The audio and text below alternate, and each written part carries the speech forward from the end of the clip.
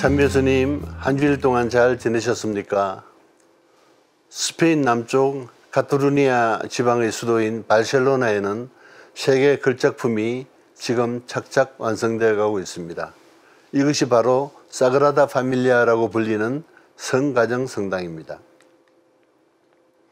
오늘 예수님과의 산책 시간에는 위대한 스페인의 건축가인 안토니오 가우디가 설계하고 건축하여 현재 마무리 단계에 있는 성가정 성당에 대하여 말씀을 나누도록 하겠습니다.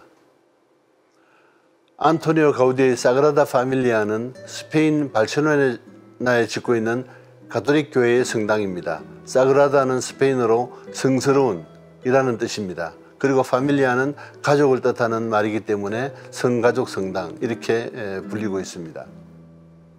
카타루니아 출신의 건축가 안토니오 가우디가 설계하고 직접 건축을 맡았으며 2010년 11월 7일 성당을 방문한 교황 베네딕토 16세는 이곳에서 장엄한 축상 미사를 집전하고 이 성당을 준대성당 마이너 바실리카로 선포를 했습니다. 이 성당의 건축주는 교회나 정부가 아닌 종교서적 출판사의 사장이었던 마리아 보카베아이며 그는 신앙이 부족한 도시인 바르셀로나에 속지 않은 의미로 신자들의 힘을 모아 성당을 건축할 계획을 세웠습니다. 보카벨라는 바르셀로나의 성가정에게 헌정할 성당 건축을 계획하고 1882년 약 4,000평에 달하는 토지를 당시 17만 2천 페세타 US 달러로 약 한 3,500불 정도로 구입하고 지불하고 구입을 했습니다. 1882년 3월 19일 고딕 양식의 교회를 계획하던 건축가 빌라가 디자인에 착수를 했으며 그 이후에 가우디가 1883년에 이를 인수받아서 건축일을 시작을 하게 됩니다. 가우디가 새로 계획한 프로젝트는 전임자의 설계안보다 훨씬 더 의욕적인 것으로서 이는 가우디의 건축 인생을 통틀어 가장 복잡하고 독특한 건축물이었으며 그는 이 건물에 그 인생 중 43년을 바쳤습니다. 1926년 73살의 나이로 고인이 되었을 때 전체 공정의 약 20%가 완료했을 따름이었습니다. 성당 건축은 개인적인 기부금에만 의존하였기 때문에 진행이 매우 어렵으며 그 후 컴퓨터의 지원 설계 등 건축 기술의 발전으로 건설이 가속화되었으나 10개의 첨탑을 다시 추가로 계획하는 등 과업이 증가하였고 가장 큰 과제 중 일부가 아직도 미완성이어서 가우디의 서거 100주년인 2026년 이후라야 완공될 것으로 예상을 하고 있습니다. 가우디는 이 성당을 지으면서 건축과 양식의 구성요소, 조형미와 아름다움, 기능과 형태, 외부와 내부 사이의 완벽한 조화를 추구를 했습니다. 가우디는 이런 특이한 형태의 건축 기법을 그가 지은 구엘 공원이나 구엘 성지에서 검증한 후에 사그라다 파밀리아 성당을 지을 때 사용하였으며 조형미와 외형적인 아름다움을 갖춘 구조적으로 완벽한 건축물을 계획을 했습니다. 1914년부터 가우디는 다른 건축물을 짓는 것을 그만두고 성당 건축에만 온전히 집중을 했습니다. 긴 건설 기간에 대해 가우디는 내 의뢰인은 서두르지 않고 있다 라고 말하며 별로 개의치 않았습니다. 가우디는 완벽한 성당을 만들어서 믿음의 역사와 예수의 인생을 나타내고자 계획을 했습니다.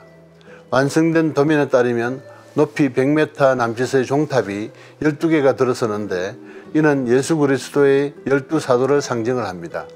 그리고 중앙에 세워지는 127.5m짜리의 가장 큰 탑은 예수님을, 그리고 그 뒤에 탑은 성모 마리아를 상징을 합니다.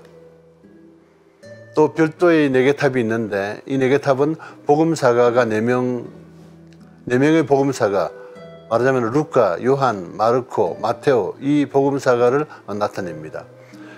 가장 높은 탑이 172.5m인 이유는 바르셀로나의 몬주익 언덕이 173m라는 점을 감안하여 하느님의 창조물을 넘봐서는 안 된다 하는 가우디의 그 독특한 겸손한 의도에서라고 이야기를 하고 있습니다. 공사가 마무리되고 나면 사그라디아 파밀리아는 바르셀로나에서 가장 높은 건물이자 전 세계에서 가장 높은 성당이 될 것입니다. 가우디는 직선은 인간이 만든 선이며 그리고 곡선은 하느님께서 만든 선이다 라고 말하면서 성당을 구성하는 외벽선은 모두 곡선의 형태를 취하고 있습니다. 곳곳에 많은 인물상들을 조각하여 부착하였는데 이 인물들은 모두 가우디가 살던 동네 사람들을 일일이 석고로 본을 뜬 후에 그걸 보고 조각한 것이라고 하며, 조각 중에는 아기의 석상도 있는데 조산원에 가서 일찍 죽은 아기의 시체에 석고 본을 떠서 조각을 했다 하는 이런 이야기도 전해집니다. 성당 내부는 13,000명이 들어갈 수 있는 대규모로 나무와 꽃을 닮은 기둥과 천장의 형태로 되어 있고 마치 숲속을 걷는 듯한 느낌을 주도록 설계하였으며, 내부의 색은 흰색이며 이는 스테인드 글라스가 햇빛에 비치면 그 색이 그대로 벽면에 새겨지도록 설계한 것입니다. 1925년 11월 30일 탄생의 파사드 쪽 첫 번째 종탑이 완공되었는데, 이 종탑은 가우디가 생전에 완공된 모습을 볼 수 있었던 유일한 종탑이라고 기록되어 있습니다. 2024년 현재 142년째 공사가 진행 중입니다. 그리고 공사비는 관광객의 입장 수입과 신자들의 헌금 그리고 기부금으로 전액 충당하고 있습니다.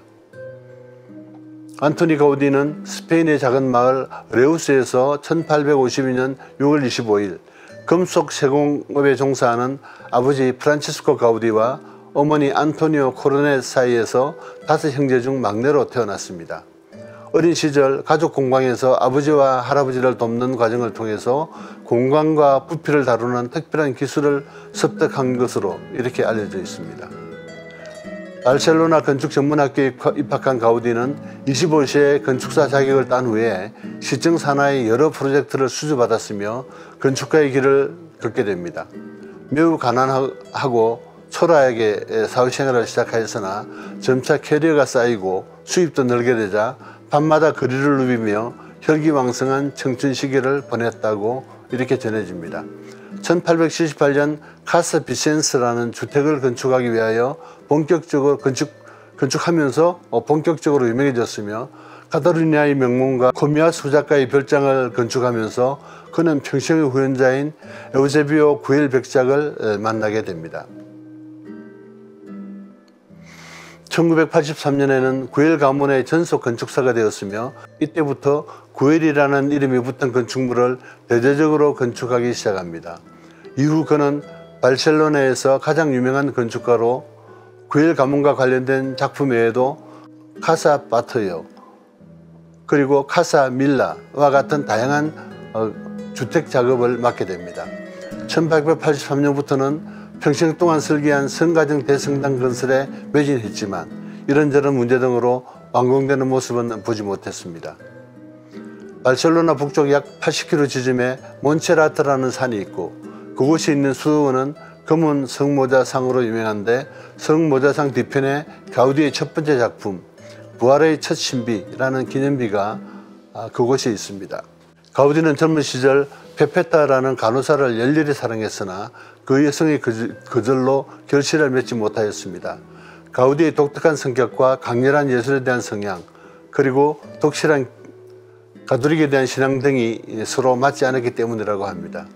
그 사건 이후로 그는 평생 독신으로 지내면서 작품과 신앙에 더욱 몰두할 수 있었다고 합니다. 1926년 6월 7일 성당에서 미사를 마치고 돌아오던 길에 법원 인근의 대로를 건너다가 그는 노면 전차에 치이게 됩니다. 운전사는 그를 노숙자로 여기고 길가에 방치하고 떠나게 됩니다.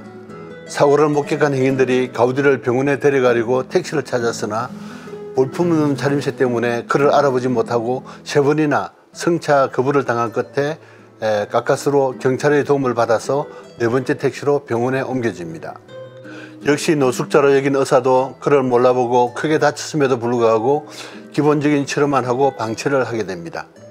겨우 정신을 차려 간호사에게 이름을 말하자 병원 관계자들은 경악을 하고 가우디의 친척들과 친구들에게 급히 연락을 취합니다. 가우디와 친분이 있던 파레스 신부가 사고 소식을 듣고 병원에 방문하여 제대로 치료받지 못한 채 방치되어 있는 그를 발견하고 긴급히 이 치료를 요청하게 됩니다. 이때 가우디는 옷차림을 보고 판단하는 이들에게 이 거지 같은 가우디가 이런 곳에서 죽는다는 걸 보여주게 해라. 그리고 난 가난한 사람들 곁에 있다가 죽는 게 낫다 라며 치료를 거부한 후에 결국 3일 후 73살의 일기로 생을 마칩니다. 장례식은 스페인 전 국민의 애도 속에 국장에 준하는 수준으로 치러졌고 시신은 사그라다 파밀리아 대성당의 지하 묘지에 안장이 되어 있습니다. 가우디 사망 이후에도 공사는 계속되었지만 1936년 시작된 스페인 내전으로 건축이 중단되어 1950년대에 와서야 건축을 다시 진행할 수 있게 되었으며 건축가가 사망한 상태에서 남은 설계도를 해석하여 건축하는 것은 매우 어려운 일이며 또 시간도 많이 소모가 되었습니다. 스페인 정부에서는 대부분의 교회 건축물은 가우디의 사망 100주년인 2026년까지 완공하고 내부 장식은 2030년 또는 2032년까지 완료될 예정이라고 발표를 했습니다. 가우디가 사망하고 나서 그의 제자인 수그라네스를 비롯하여 많은 건축가들이 가우디의 유산을 이어받아 건축에 매진하고 있으며 현재는 호르디 파우리라는 건축가가 2012년부터 건축을 맡고 있습니다. 건축 기간이 길고 책임자의 잦은 교체 등으로 건축 허가를 받지 못한 점 등 건축법을 지키지 못한 부분이 발견되어 지구상에 현존하는 최대 규모의 불법 건축물이 되고 말았습니다. 그것도 무려 137년 동안이나 그 상태가 지속되었고 이 부분에서 현존하는 불법 건축물 중에 단연 세계 최장 기록까지 세우고 있습니다. 2016년 바르셀로나 시청에서 공식적으로 이 성당이 뭐가 건축물이다 하는 사실을 발표를 했고 문제 해결을 위하여 성당 건축위원회와 협의한 결과 상당한 기간 불법 상태였음에도 불구하고 문제를 제기한 주체가 없었으므로 문제 제기 권리자가 해당 권리를 포기했다 이렇게 간주를 하고 결론을 짓고 마무리를 합니다. 그러나 벌금은 별개의 문제이기 때문에 130여 년간 누적된 벌금 3,600만 유로 우리 돈으로 약 466억에 달하는 돈은 10년간에 걸쳐 성당 건축위원회가 시청에 분할 납부하기로 이렇게 합의를 봤습니다. 건축물의 독특한 실루엣은 바르셀로나의 상징이 되었으며 매년 200만 명에서 300만 명의 관람객들이 아직 미완성임에도 불구하고 이곳을 찾아오고 있습니다. 사그라다 파밀리아 성당은 현재 바르셀로나에 소재한 6개의 다른 가우디 건물들과 함께 1969년 7월 24일 스페인의 사적으로 지적되었고 지금은 유네스코 세계유산으로 또 선정이 되어 있습니다. 2023년 건설과 유지관리 예산은 약 1억 3,500만 달러, 하나로 약 1,800억 원에 달하고 있으며 주로 입장권 판매 수익과 신자들의 봉헌금으로 이렇게 충당을 하고 있습니다. 이상으로 오늘 예수님과의 산책 시간을 마치도록 하겠습니다. 날씨가 많이 추워졌습니다. 모두 건강을 특히 잘 챙기시고 다음 주에 또 다른 주제로 말씀을 나누겠습니다. 시청해 주셔서 감사합니다. 샬롬.